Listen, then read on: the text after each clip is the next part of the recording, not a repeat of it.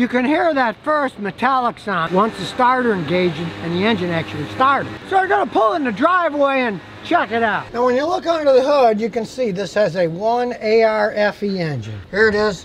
It's a 4-cylinder engine. And if you do a little research, you'll see that the engine has been known for reliability, but it has one main problem. The variable valve timing system has a tendency to make a knocking sound on cold startups. Now you heard that first knock. Watch what happens now that it's already started up.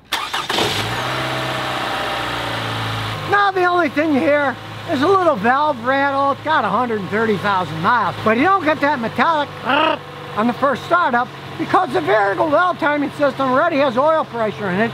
It only makes that noise when you start it up cold. But I do have to say, the oil is really dirty. So I'm going to change the oil and filter, run some quality oil in it, and see what happens. So I'm going to jack it up in the air so we can change the oil. And stick a jack stand for safety. Dig an oil drain pan.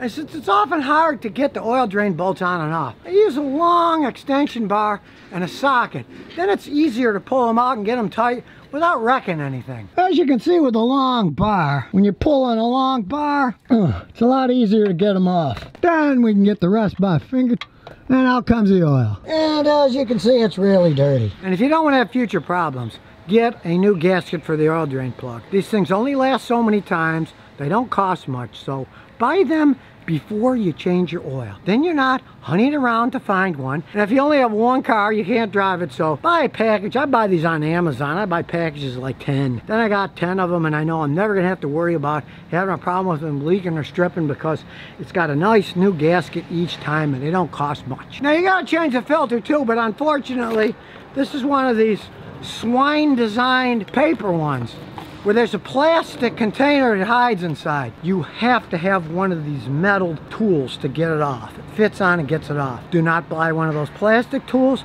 They're crap. They'll break.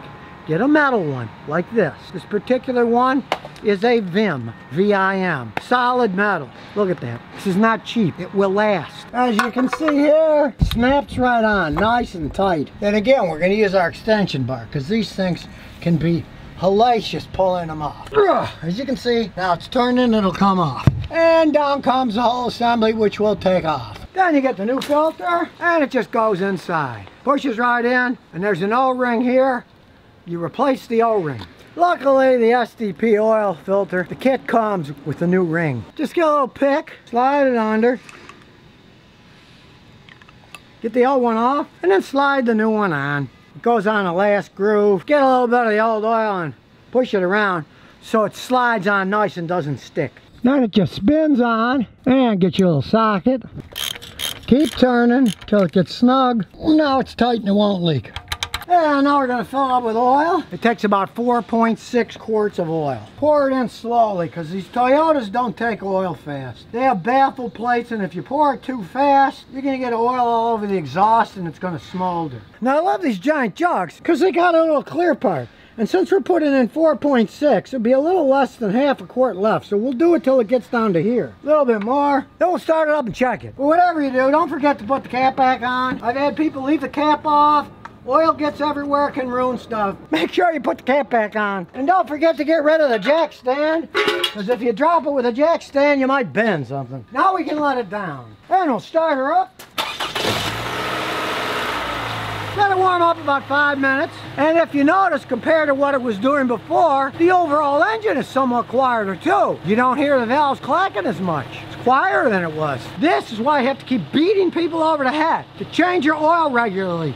You don't want to ruin a great engine like this by having dirty oil or running low on oil. I had a customer a few months ago, bought me a Toyota Camry, had the same engine, sounded like it was falling apart. She only had half a quart of oil left. And she said, well, I had it changed 6 months ago. I said, did you ever check it? She said, no. Her car had 140,000 miles. It was burning a little oil. She never checked it. So please, change it regularly. Me, on this particular vehicle, I change it every 5,000 miles with normal stop and go city driving. You don't want to ruin this beautifully designed 2.7 liter 4-cylinder engine because the oil is either too dirty or it gets low. Then once you shut it off, wait about a minute, pull out the dipstick and check it. In this case, it still needs a little bit more. You can't always go by the specifications that a computer gives. That's why you check it. So we're going to put the rest of the total 5 quarts in.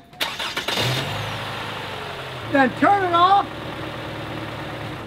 and wait another minute for it to drain and check it again. And now it's perfect. It's on the second dot, which is full. Between the top dot and the bottom dot is 1 quart. Now it's full. And this is another reason you want to double check your work. You can't always believe the data. I've seen them off sometimes as much as a couple of quarts. The dipstick works correctly. Always go by the dipstick reading on level ground after you warm it up, and then shut it off and let it sit for a minute or two so the oil drains down, you get the correct reading. Now take it for a spin. And it's running quite smoothly, and lo and behold, a lot of that noise is gone. You can hear a tiny bit of valve, but hey, that's normal for a car with over 100,000 miles. Let's look under here. We're cornering. The oil light is not coming on like it was before. I'm going to show you why you should not drive your car through water using this 2014 Dodge Challenger with a V6 engine as a prime example. Now, we recently had a tropical storm come in, threw a bunch of water in Houston. Unfortunately, this woman drove through the water. She said it didn't look that deep, but the car started acting up. You should have watched my video beforehand. 1, don't go through the water, and 2, if you do, shut the car off immediately. Do not try running it. Because the air we breathe compresses quite a bit inside an engine. Compresses, fuel sprayed in it, it ignites. If water gets sucked into that mix, the water compresses a very tiny amount, but not much. So if you suck a bunch of water, when the piston goes up, instead of squishing air, it can't squish the water much. So what happens is, it bends the connecting rod on the piston that goes to the crank. Once it's bent, the engine starts running funky. So, the first thing you do, check this. Open the hood. Check the air filter. In this case, the air filter is sopping wet. This baby sucked water into the engine. You don't want to run an engine that way. You want to take this plastic crap off and check the spark plugs. Because if you're lucky, the water's in the engine and it hasn't compressed yet. Get this out of the way. You can see water's coming out. Not a good thing. We're going to pull the spark plugs out. 3 on each side. First we take off the coil. Take the coil off. Unbolt it. Pull it out. And remove a spark plug. Take all the spark plugs out. You sure make them long. Out it comes. And it smells. Plus it's wet. Remove all 6 spark plugs. That one's wet too. And before we crank it over, we're going to check the engine oil. We'll stick it in, see if water's intruded inside the engine. And it has, because it's overfilled. And I do have to say, in this case, I don't have much hope, because unfortunately, she drove through the water and kept driving until it died. Generally then, the rods are going to be bent from water getting inside and collapsing. It got deep enough that not only did it suck water into the pistons, but it sucked water into the engine oil too. So this thing just went too deep in water. That's a disadvantage of a low-to-the-ground car. They go faster, less drag, they look cool, but if you take out the air filter and see where the air is being sucked from, it's being sucked from way down low, way in here, way down low. It's a racing thing for speed. Race cars do that too. This one went through floodwaters, and sad but true, it's probably a losing effort. But after changing the oil, let's crank the engine over. See what it does. If it hadn't been run at all, we could push the water out of the holes by cranking it. Let's see what happens. Now, unfortunately, the only thing we really see coming out is air and a little bit of fuel that's being sprayed into the cylinders. It hadn't been run after it went through the water. The water could have gotten into the air filter and on the intake, but not sucked into the engine. And then tons of water would shoot out while we're cranking it. Didn't really come out, so odds are this thing has been damaged. Let's put it back together and see what happens. You can see there's still water in here, so we're not going to put that back on. We're going to leave that off. Spark plugs back in, get them nice and snug. Now we'll put the ignition coils back on. You want to get them on tight so they're grounded. Now we're going to crank it up and see what happens.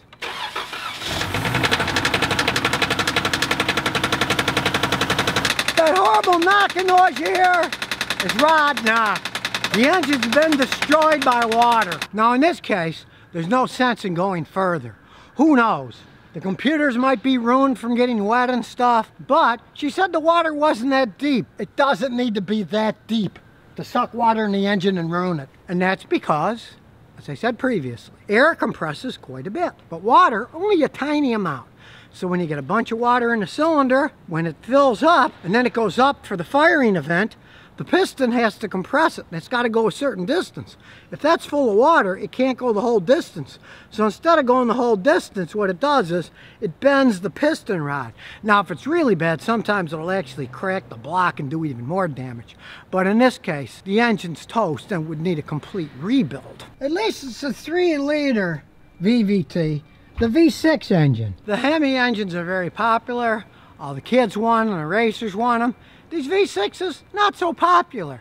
So, if she can find a used one in a junkyard from a wreck, she could have that installed. Now, I had a customer do that a couple years ago. They spent about $1,400 for the engine and labor at a junkyard. Most mechanics are going to charge a lot more than that. But if she can find a junkyard that'll sell and install an engine, that's what I'm going to advise her to do. She owes so much money on it now. If she would have had full coverage, hey, that water came up, the insurance company would pay for the damage. She did not have the coverage. It's coming out of her pocket. So she's either going to lose a ton in what she owes for this or put a used engine in it. And so what's the moral of this story? You might think the water's not that deep because your air filter's up here, but in this case, the intake is way down there. As you can see, it doesn't take that much water to suck in. Then it's goodbye engine. And it's all because air compresses a lot. Engines are actually giant air pumps.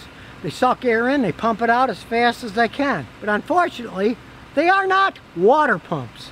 You do not want water sucked into the engine and blown out, because that will bend the piston rods at a minimum. Destroy an engine that was otherwise running perfectly fine. Hope that a junkyard's got a decent engine, sell it at a decent price. Pray it doesn't go through any water that's just even that deep anymore. When it really starts raining, you got a low racing car like this sucking air from the bottom, you don't want to drive through it. That's why you see guys with those Jeeps, they put big snorkels that go up to the top, and that's where the air sucked in. And of course, even they're gambling it doesn't get too deep to suck water into the engine and into the transmission. A lot of those are diesels, and they work differently. Since they don't have an ignition source, they can run in water quite well. A lot of tanks can go underwater with a snorkel. But cars, not so much, especially if you got a gasoline engine with an intake duct low. See these fake air intakes? You open the hood, they don't go anywhere. They're just for show. And as I've already shown, this baby's sucking the air from way down here. Low. Not a good thing when you're driving in the rain. You shouldn't drive your car too far when the suspension parts are starting to wear, has too much play, handles squirrely. Things like this can happen. Now luckily, for me at least, not for the owner of this car, it's an older Toyota Camry. So it's got a pretty solid frame and good places to jack it up, so I can jack it up, because this thing is so low now because it's broken off. It'd be hard to jack on a modern car, but not here. Because right under here, there's the tow hook. You slide it under, and when you get under here, you can see the tow hook. The tow hook is right here. Now it's meant to pull, but you can also jack up on it. So now we have the jack on it, and we can jack it up. Now we can analyze the mess inside here. As we look inside, the ball joints come out. That's broken. It's gonna need a new ball joint. The axle's broken. May have bent the strut, we don't know. We're gonna have to take the tire off and go a little bit further. So I'll get a little screwdriver here and we'll pop this cover off. And we'll take off the lug nuts. But before we do, let's put a jack stand. We gotta jack it up a little higher. Safety first there. Here's an old trick if you work by yourself like me. Get a long screwdriver, start the car, jam on the brake. With that, on the brake pedal, and we'll pull it forward. We'll lock the wheel so we can take it off now. And we can take it off. Well, this one's gonna be a stinker because it's kind of wedged in. I can barely do it by hand, I'll just keep twirling it. Now we'll see if we can whack it off. Huh, not much room here, we're gonna have to turn the wheel some. Hope we can get it loose enough. It's getting there. A little more wiggling. There we go, finally. Now we can turn the car off and assess the damage. Well, it's pretty much destroyed the wheel. Gonna be a lot of other damage in here too. The ball joint popped out. We don't know if this is good or not. It might be wallowed out too. And the axle's definitely broken. It's popped out, so we're gonna have to check under the hood too. And then look under here. It looks like that's broken too. That one's okay, but that one's broken. Now at a minimum, it's gonna need a lower ball joint, a drive shaft, and a strut. Truthfully, considering the shape of this car, as you can see, the paint's all faded, door handle's broken, and on the other side, that paint's all faded out. This car used to be gray and some fool painted it black. Considering we don't know what kind of shape the other side is in, I rather doubt the owner's going to spend the money it's going to cost now. If he was a do-it-yourself guy, which he isn't, he could go to a junkyard and buy a bunch of used parts and put them on, but I'm not going to do that because I got to guarantee my work, and I can't be using junkyard suspension parts. I mean, if he wanted to do that himself, let him go at it, but the way this vehicle stands now, I doubt it's going anywhere except the junkyard. So I called up the owner, or actually the friend of the owner. He brought it over for a friend, and they said, yeah, they're not gonna fix it. So, here's a lesson to be learned. And the lesson is this: as I've been beating people over the head with for decades, you're gonna buy a used car, this car was just bought used, always have a mechanic check it out first. Even a great car like a Toyota Camry, you don't take care of them, they get old and have a lot of mileage on it, they can be endless money pits like this thing. If I would have checked this out before he bought it, I would have said, don't buy it. When you drove it around, you could feel the front end was totally shot. And I told him, hey, I wouldn't take that car on the highway if I were you. That thing is totally shot. I had it going 40 and it was, you hit a bump and it would go, and I saw the whole front end's out. And I told him, that's gonna cost well over $1,000 to fix. And that was before it broke off. Now the price is gonna be even higher. So always have a mechanic check out a car before you buy it, even if it's a Toyota Camry. Now, I'm gonna pop this back in so at least I can get it to roll on the ground so the tow truck won't have to drag it like they did. No drag marks on the street, but at least it'll roll when I'm done. Start it up. Straighten it up a little. Now it's straight. No, it's not gonna drive because the drive shaft's broken, but I at least popped it and stuck a nail in one of the holes so at least I can push it so the tow truck driver will have an easier job. Put the wheel back on. I hate these alloy wheels where you gotta line them up. If you don't, they'll be on crooked, so you gotta keep wiggling while you tighten them up so they're lined up. Now we got them lined up so we can do the other three easy. Then we'll put the hubcap on. I don't know why, but I will. And don't forget to remove the jack stand. And we'll see if we can get some air in the tire for a while to at least move it. And if you use a quality air pump like this, it doesn't take long. All steel construction. Yeah, it costs more than one of those cheap $20 ones. This thing will last a lifetime if you take care of it. And now at least we can push it so the tow truck will have an easier job. Don't buy an old used car unless the mechanic checks it out first. And two, don't let your suspension system go so far that the wheels start flying off like this one did. So if you never want to miss another one of my new car repair videos, remember to ring that bell.